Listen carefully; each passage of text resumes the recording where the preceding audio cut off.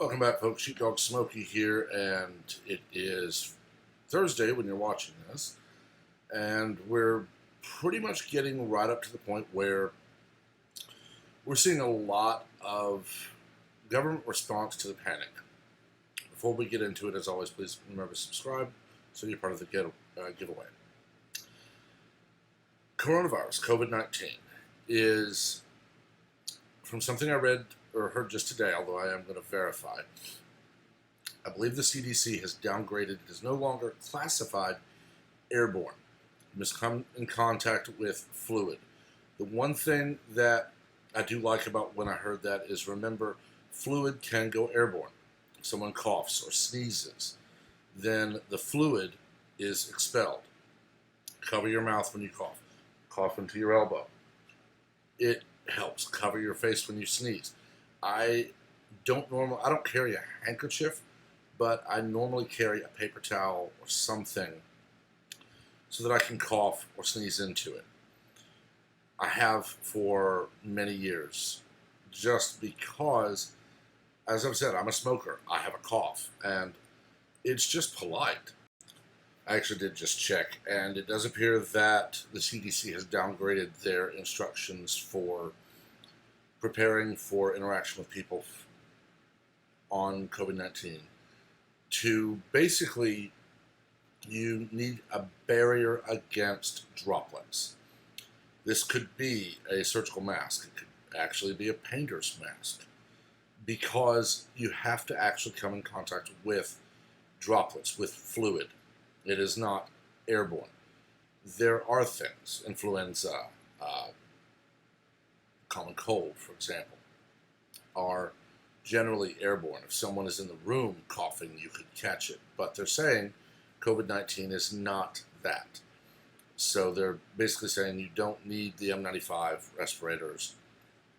Regular citizens don't need to go out and buy those anyway, because, as people have shown, you may not be able to properly wear it. I couldn't.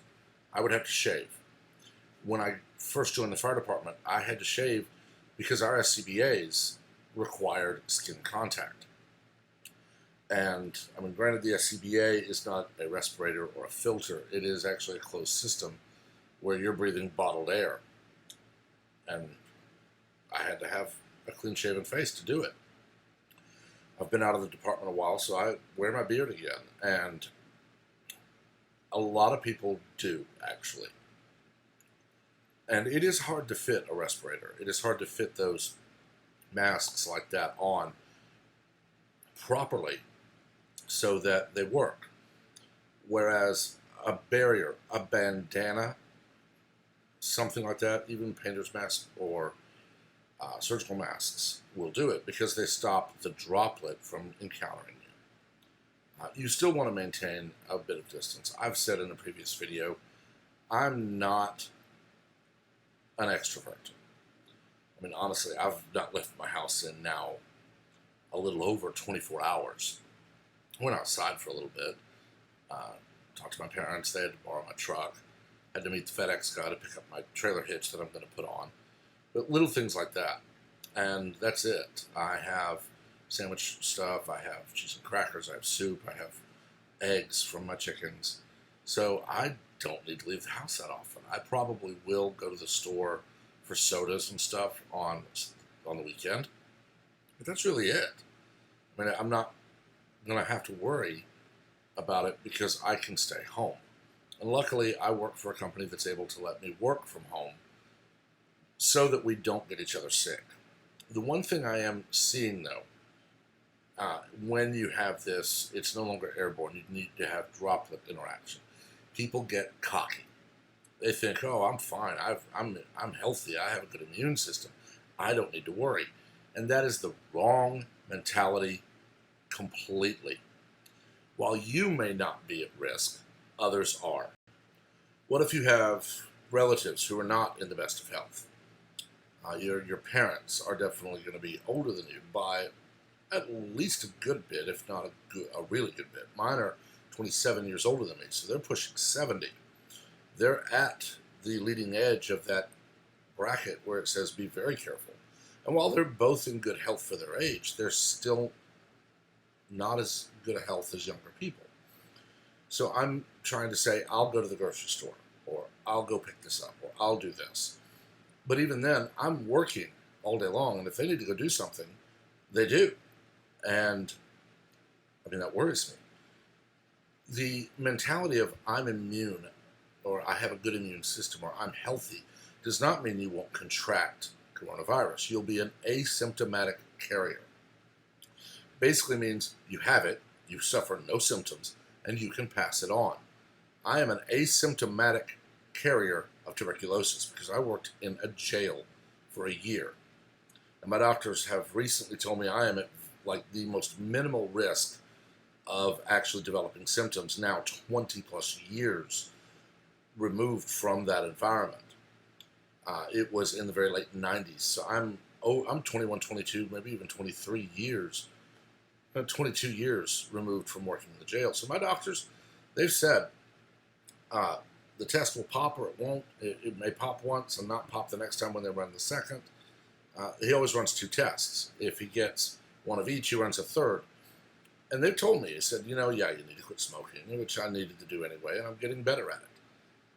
But he's told me recently, and I'm talking recently in the last year or two, that aside from someone who's never had contact with it and is not a carrier, I'm at the most minimal risk possible of developing symptoms. He basically said if you were going to develop symptoms, you would, one, have to have been around people with it and have your health be failing and be a carrier. As that's not the case, I'm not in bad health. Not in the best of health. I can stand to lose some weight, quit smoking, not drink as many of these. But I'm in good health. I'm not around anyone with it. And I mean, that's good. But I'm still aware because I don't want to set it off, even if I'm at the most minimal risk possible for a carrier. And that's what you have to think about when you think about, well, I'm healthy, so I'm at less risk of contracting it. That mindset, I mean, like I said, I have parents who are in their late 60s. I have a grandmother in her 90s, an aunt in her 70s, a cousin in her 80s, second cousin, and other family members who are older than me. And I have family members who are not in the best of health. So even while I'm thinking, if I get it, I will probably get just that bad cold, be down for a couple of days, take the antibiotics, the antivirals, and I'll recover. But during that time, and even after, I could pass the virus on. And that's a lot of what you need to think about. Not just, I don't want to get it, but also, I don't want to get it and pass it on without knowing.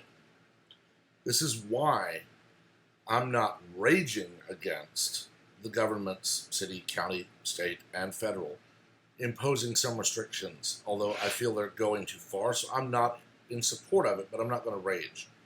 Okay, restaurants are still open, they're just not serving the same. Your wait staff is going to suffer, and I don't like that.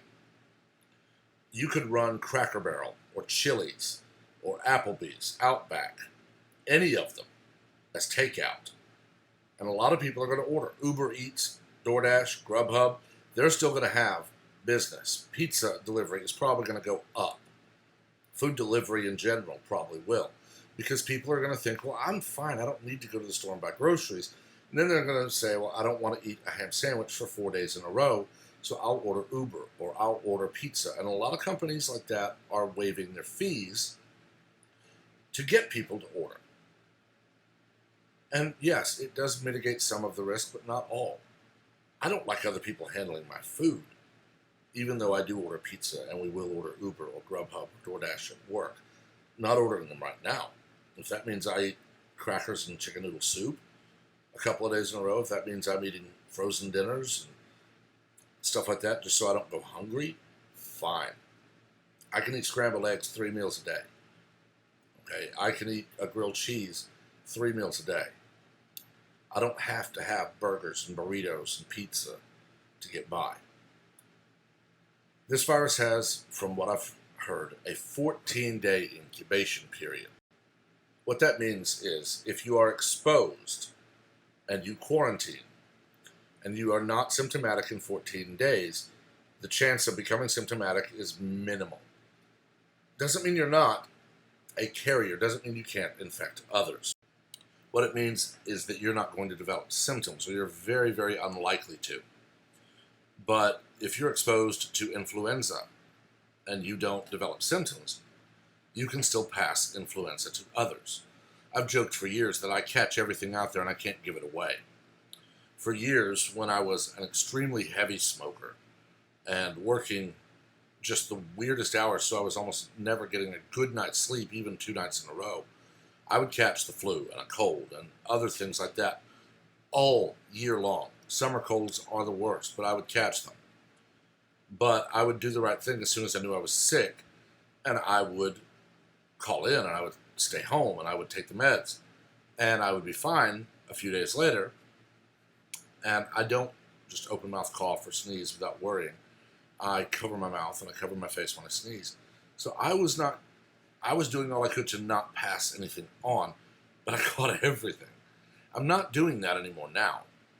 I have made those changes in my life where I'm very close to being a non-smoker, and I'm cutting back on sodas, cutting back on going out and having a beer once in a while, cutting back on, the uber fatty steaks, even though they taste the best. All those things. I'm eating more grilled than fried, all that. And I'm feeling better, I'm sleeping better, but that's not enough. For crying out loud, look back at, I believe, 2009 with H1N1. We had thousands infected and dying and dead before Obama did anything. And even then, we didn't quarantine like we are now. And that contributed to a faster spread of H1N1. Now, I understand. I heard Ben Shapiro talking about this the other day. I think it was Monday when driving home. It might have been Tuesday when I ran in on lunch, and because I had to grab some sandwich stuff. But he was talking about herd immunity. And herd immunity is a good thing, but it's also dangerous to cultivate. Herd immunity is where the most number of people or animals in a group are exposed to a pathogen. And I say, I don't freak out at the word pathogen. Pathogen is literally the term for whatever gives you the common cold or flu or diarrhea or whatever. It is simply the organism that is passed from person to person.